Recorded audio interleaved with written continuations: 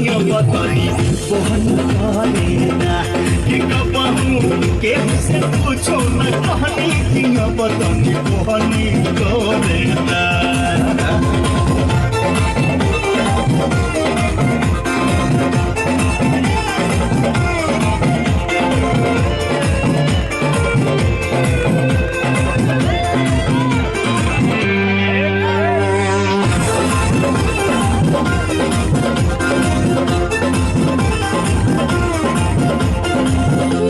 से तोहरा लगत राजा कर्म पड़ी दुर्गति हो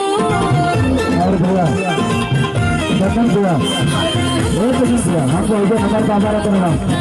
हमको इधर हमारे बाजार करना दुर्गति हो काहे रवाना करे लुटियर होई तोहर पति हो